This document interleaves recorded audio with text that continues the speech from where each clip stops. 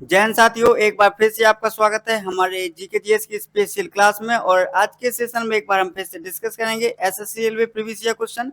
दोस्तों, यह प्रश्न आपके एसएससी रेलवे परीक्षा में पूछे गए प्रश्न है और आपके आने वाली सभी प्रतियोगी परीक्षाओं में दोस्तों यह प्रश्न पूछे जाएंगे। यह क्वेश्चन बार बार रिपीट होते हैं, बार बार एग्जाम में पूछे जाते हैं। इसलिए दोस्तों आप वीडियो के अंत तक बने रहिए, क्योंकि यह वीडियो आपके आने वाली सभी प्रतियोगी परीक्षाओं के लिए काफी हेल्पफुल होने वाली है। सो दोस्तों, वीडियो में आगे बढ़ने से पहले मैं आपको बता दूं कि यह आपका प्रैक्टिस सेट 49वां है। यदि आपने इसके पहले के प्रैक्टिस सेट नहीं देखे हैं तो प्लीज आपसे हमारी रिक्वेस्ट है कि आप सभी प्रैक्टिस सेट को अच्छे से देखिए। इसका लिंक आपको हमारे डिस्क्रिप्शन में मिल जाएगा, क्योंकि अभी तक हमने 1750 जीके जीएस कवर की है, जो कि आपके एग्जाम के लिए काफी हेल्पफुल होने वाली है। सो दोस्तों, आज की सीरीज में हम 25 क्वेश्चन को डिस्कस करेंगे और आज की सीरीज को हम आगे बढ़ाएंगे। और आज हम पढ़ेंगे विश्व जीके, ठीक है, जो कि आपके सभी एग्जाम के लिए बहुत ही हेल्पफुल जीके है और यह प्रश्न आपके परीक्षा में पूछे गए प्रश्न है। सो आइए आज की वीडियो को हम स्टार्ट करते हैं।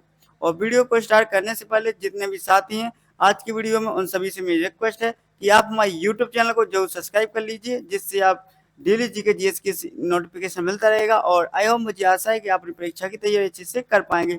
सो दोस्तों, इसका पीडीएफ आपको हमारे टेलीग्राम चैनल में मिल जाएगा। टेलीग्राम चैनल का नाम है special GK current affairs, sorry best GK current affairs, जिसका लिंक आपको हमारे डिस्क्रिप्शन में मिल जाएगा। तो वहां से आप इसका पीडीएफ डाउनलोड कर लें।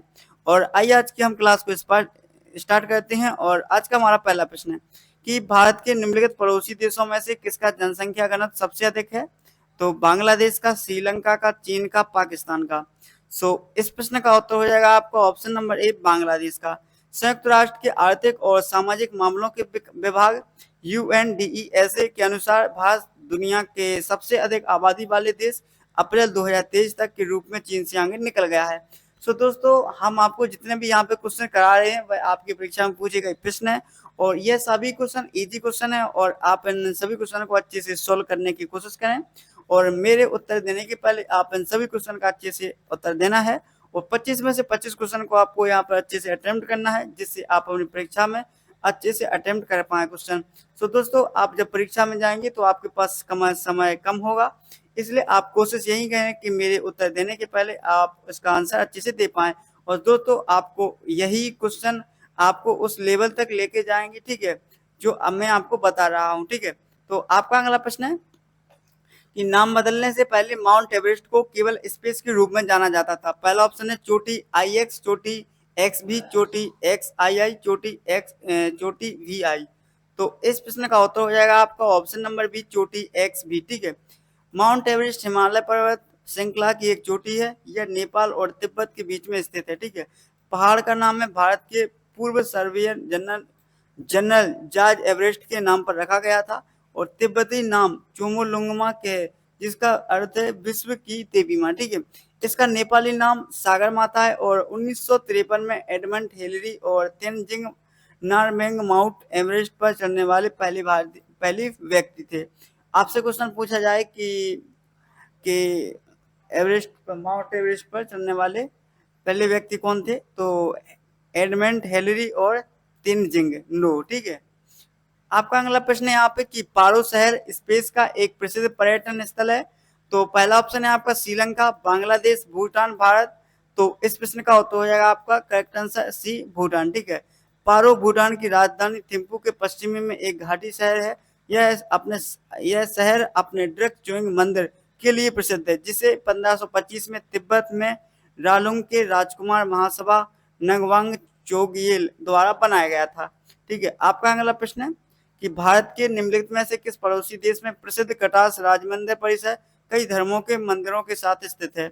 तो पहला ऑप्शन पाकिस्तान, श्रीलंका, अफगानिस्तान, म्यांमार। तो इस प्रश्न का उत्तर हो जाएगा आपका ऑप्शन नंबर ए, पाकिस्तान। कटास राज्य में इमारतों और खंडरों का एक संग्रह है जो बुद्ध काल से लेकर ब्रिटिश शासन तक एक अटूट रेखा में फैला हुआ है। आपका अगला प्रश्न है कि निम्नलिखित में से किस वर्ष ADB एशियाई विकास बैंक की स्थापना की गई है? तो 1978 में, 1980 में, 1966 में, 1959 में। तो इस प्रश्न का उत्तर हो जाएगा आपका ऑप्शन नंबर सी, 1966 में। एशियाई विकास बैंक ADB, जिसका मुख्यालय आपको मनीला फिलीपींस में है, ठीक है। आपका अगला प्रश्न है कि सोने का शेर अपने दाहिने अग्र पंजा में तलवार पकड़े हुए स्पेस का राष्ट्रीय प्रतीक है। तो वह किस देश का है? श्रीलंका का, भूटान का, म्यांमार का या पाकिस्तान का? सो दोस्तों इस प्रश्न का उत्तर हो जाएगा आपका ऑप्शन नंबर ए, श्रीलंका का है। सिन्हा ध्वज, जिसे हम क्या कहते हैं? सिन्हा ध्वज कहते हैं, जिसमें एक स्वर्ण सिंह होता है, ठीक है, और जिसके दाहिने अग्र पंजे में एक मैरून पृष्ठभूमि में 4 सोने के वो पत्ते होते हैं, प्रत्येक कोने में एक कस्ताने तलवार होती है, ठीक है। तो आपका अगला प्रश्न है कि अंतरराष्ट्रीय समझौता मॉन्ट्रियल प्रोटोकॉल संबंधित है किससे है? वन्यजीव से, रामसर साइट से, ओजोन परत से, विश्व धरोहर स्थल से? तो इस प्रश्न का उत्तर हो जाएगा आपका ऑप्शन नंबर सी, ओजोन परत से। दोस्तों आप यहाँ देख सकते हैं कि यह क्वेश्चन आपका एसएससी CHSL में पूछा गया है, और जितने भी हम क्वेश्चन आपको दे रहे हैं वह क्वेश्चन आपकी परीक्षा में पूछे गए प्रश्न है। तो इसलिए यार दोस्तों यह क्वेश्चन आपको वहाँ पे बार बार देखने को मिलेंगे, इसलिए आप इन सभी वीडियो को अच्छे से देखिए, और इसका PDF आप हमारे टेलीग्राम चैनल से डाउनलोड कर लीजिए, जिसका लिंक आपको हमारे डिस्क्रिप्शन में मिल जाएगा। सो दोस्तों इसका option number C correct answer हो जाएगा, ओजोन परत। मॉन्ट्रियल प्रोटोकॉल 1987 में किया गया एक अंतर्राष्ट्रीय समझौता है। इससे ओजोन क्षयकारी पदार्थों के उत्पादन, आयात को रोकने और पृथ्वी की ओजोन परत की रक्षा में मदद करने के लिए वायुमंडल में उनकी एकाग्रता को कम करने हेतु बनाया गया था। सो आपका अगला प्रश्न है कि निम्नलिखित में से कौन चीन पर शासन करने वाला अंतिम शाही राजवंश था? पहला ऑप्शन आता मिंग राजवंश, किंग राजवंश, युआन राजवंश, सुई राजवंश। तो इस प्रश्न का उत्तर हो जाएगा आपका ऑप्शन नंबर बी, किंग राजवंश, ठीक है। किंग राजवंश या किंग साम्राज्य आधिकारिक तौर पर ग्रेट किंग, इसकी स्थापना 1936 में हुई थी, और इसने 1644 से 1912 तक चीन पर शासन किया था। तो यह क्वेश्चन आपका अच्छे से डिस्कस होता है, और जितना भी हम आपको यहाँ पर डिटेल्स देते हैं क्वेश्चन से रिलेटेड, आप उसको अच्छे से पढ़िए और इसका अच्छे से रिवीजन कीजिए। सो आपका अगला प्रश्न है कि भूटान के सबसे पुराने बैंक ऑफ भूटान लिमिटेड की स्थापना किस वर्ष की गई थी? सो पहला ऑप्शन है आपका 1956, 1971, 1947, 1968। तो इस प्रश्न का उत्तर हो जाएगा आपका option number D, 1968। Bank of Bhutan BOV की स्थापना एक रॉयल चार्टर द्वारा की गई थी, और भूटान दक्षिण एशिया में एक भूमि से घिरा देश है, और इसकी राजधानी थिम्पू है। आपका अगला प्रश्न है कि न्यू डेवलपमेंट बैंक NDB 2014 में स्थापित एक बहुपक्षीय विकास बैंक है। NDB के सदस्य देश कितने हैं? 25, 12, 9, 5। सो इस प्रश्न का उत्तर हो जाएगा आपका option number D, 5। New development bank के 5 संस्थापक सदस्यों में ब्राजील, रूस, भारत, चीन और दक्षिण अफ्रीका शामिल है, और इसका मुख्यालय आपका शंघाई चीन में, ठीक है। आपका अगला प्रश्न है गोंगसा ओगियन वांगचुक किस वर्ष भूटान के पहले सम्राट बने थे? 1901 में, 1910 में, 1905 में, 1907 में? सो इस प्रश्न का उत्तर हो जाएगा आपका ऑप्शन नंबर बी, 1907 में। ओगियन वांगचुक 1907 से 1926 तक पहले ड्रक ग्यालपो भूटान के राजा थे, ठीक है। आपका अगला प्रश्न है कि बांग्लादेश स्पेस से पाकिस्तान का हिस्सा था। तो बांग्लादेश कब से कब तक पाकिस्तान का हिस्सा था? आपके सामने 4 ऑप्शन है, इसमें से आपको करेक्ट आंसर पर टिक करना है। सो दोस्तों पहला ऑप्शन है 1947 से 1973, 1948 से 1975, 1948 से 1979, 1947 से 1971। सो इसका option number D correct answer हो जाएगा, ऑप्शन नंबर डी, 1947 से 1971। 26 मार्च को बांग्लादेश में स्वतंत्रता दिवस के रूप में मनाया जाता है। आपका अगला प्रश्न है कि निम्नलिखित में से कौन सी एशिया की सबसे बड़ी घाटी है? अलाई घाटी, डांग घाटी, चुई घाटी, फरगना घाटी? तो इस प्रश्न का उत्तर हो जाएगा आपका ऑप्शन नंबर बी, डांग घाटी, ठीक है। यह उत्तर में भारत श्रेणी और दक्षिण में चूरिया श्रेणी के बीच स्थित है, ठीक है। आपका अगला प्रश्न है श्रीलंकाई गृह युद्ध के संदर्भ में LTTE में पहले टी का अर्थ क्या है? Tamil, tiger, tarantulas, triumph? तो इस प्रश्न का उत्तर हो जाएगा आपका option number B, tiger. LTTE का मतलब liberation tigers of Tamil Eelam है। लिट्टे एक सैन्य अलगाववादी समूह था जो पूर्वोत्तर श्रीलंका में हिंदू तमिलों के लिए एक स्वतंत्र मातृभूमि के लिए लड़ रहा था। सो आपका नेक्स्ट क्वेश्चन है कि दुनिया का सबसे बड़ा यूरेनियम उत्पादक देश कौन सा है? उज्बेकिस्तान, कजाकिस्तान, USA या भारत? सो इस प्रश्न का करेक्ट आंसर हो जाएगा आपका ऑप्शन नंबर बी, कजाकिस्तान। दुनिया में खदानों से होने वाले यूरेनियम का लगभग 2/3 उत्पादन कजाकिस्तान, कनाडा और ऑस्ट्रेलिया से होता है। सो यह क्वेश्चन आपको अच्छे से डिस्कस होता है। और आपका अगला प्रश्न है कि तुम्मापल्ली विश्व में सबसे बड़े यूरेनियम भंडार में से एक माना जाता है, निम्नलिखित में से किस राज्य में स्थित है? कर्नाटक, तमिलनाडु, तेलंगाना, आंध्र प्रदेश? इस प्रश्न का correct answer option number D हो जाएगा, आंध्र प्रदेश में तुम्मालपल्ली खदान। भारत के आंध्र प्रदेश राज्य के कडप्पा में स्थित तुमलापल्ली गांव में स्थित एक यूरेनियम खदान है। आपका अगला प्रश्न है कि नई दिल्ली के लोटस टेम्पल का डिजाइन स्पेस के वास्तुकार ने बनाई थी। तो किसने बनाई थी? जर्मनी ने, ईरान ने, यूएई ने या जापान ने? तो कहाँ के वास्तुकार ने बनाई थी? तो यह बनाई थी आपकी ऑप्शन नंबर बी, ईरान की। ठीक है, तो नई दिल्ली में बहाई लोटस टेम्पल 1986 को ईरानी वास्तुकार फरीबोज सहबा द्वारा कमल के आकार में डिजाइन किया गया था, क्योंकि यह हिंदू और बौद्ध धर्म सहित कई धर्मों के लिए आम है। ठीक है, तो आपका अगला प्रश्न है, निम्नलिखित में से कौन सी एशियाई की दूसरी सबसे बड़ी कृत्रिम झील है? ओडिशा में चिल्का झील, असम में चंदुबी झील, आंध्र प्रदेश में कोल्लेरू झील, राजस्थान में डोबर झील। तो इस प्रश्न का उत्तर हो जाएगा आपका ऑप्शन नंबर डी, राजस्थान में डेवर झील। ठीक है, मियान जलाशय एशिया की सबसे बड़ी कृत्रिम झील है। मियान जलाशय एशिया की सबसे बड़ी कृत्रिम झील है।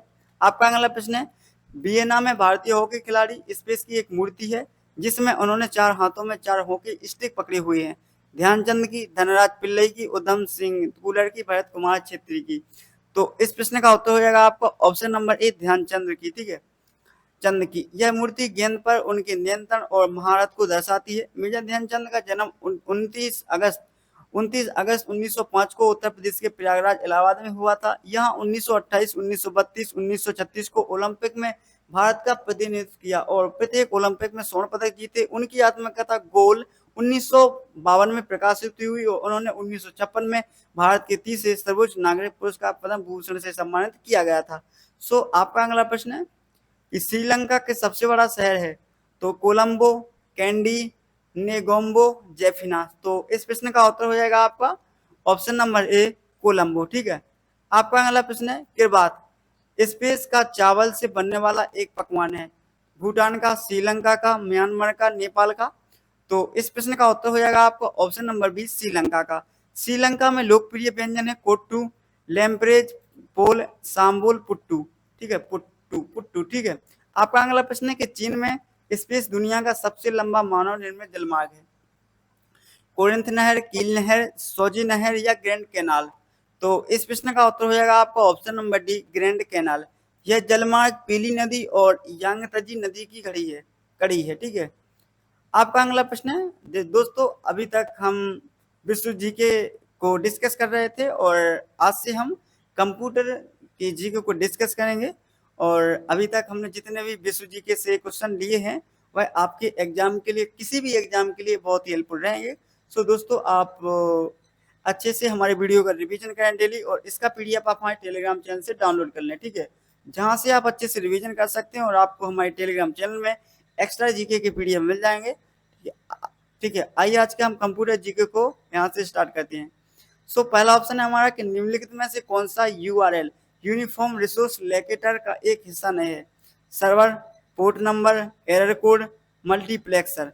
तो इस प्रश्न का उत्तर हो जाएगा आपको option number B, port number. ठीक है दोस्तों, आप देखिए मैं आपको यह बता रहा हूं कि यहाँ पर आप यदि आप एसएससी रेलवे की तैयारी कर रहे हो तो आपने इन सभी टॉपिक को अच्छे से कवर किया होगा।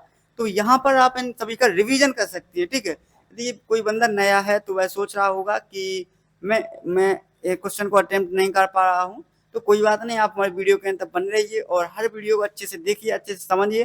धीरे धीरे आप सभी क्वेश्चन को अच्छे से अटेम्प्ट करने लगेंगे, मेरा आपसे वादा है। आप हमारे इस डेली जीके जीएस में क्लास में बने रहिए और डेली जीके जीएस की क्लास को अच्छे से देखिए। यूआरएल के हिस्से कौन कौन से? स्कीम, सब domain, domain, top level domain, port number, पथ, क्वेरी, पैरामीटर्स, फ्रैगमेंट। सर्वर क्या है? सर्वर एक कंप्यूटर या सिस्टम है जो एक नेटवर्क पर अन्य कंप्यूटर जिन्हें क्लाइंट्स कहा जाता है को संसाधन, डेटा, सेवाएं या कार्यक्रम प्रदान करता है। मल्टीप्लेक्सर एक डिवाइस है जो कई इनपुट सिग्नल्स में से एक का चयन करता है और इसे एकल आउटपुट की ओर फॉरवर्ड करता है। आपका अगला प्रश्न है, माइक्रोसॉफ्ट वर्ड में अलाइनमेंट विकल्प का उद्देश्य क्या है? छवियां और ग्राफिक्स सम्मिलित करने के लिए, टेक्स्ट की पंक्तियां के बीच स्पेसिंग को समायोजित करने के लिए, टेक्स्ट का फॉन्ट कलर बदलने के लिए, मार्जिन के भीतर टेक्स्ट के क्षैतिज या ऊर्ध्वाधर स्थान को नियंत्रित करने के लिए। तो इसमें से आपका कौन सा करेक्ट आंसर हो जाएगा? ऑप्शन नंबर डी, मार्जिन के भीतर टेक्स्ट के क्षैतिज या ऊर्ध्वाधर स्थान को नियंत्रित करने के लिए। ठीक है। अलाइनमेंट संरेखण यह बताता है कि पाठ पृष्ठ या column, table, cell, text box आदि के साथ कैसे बहता है। ठीक है।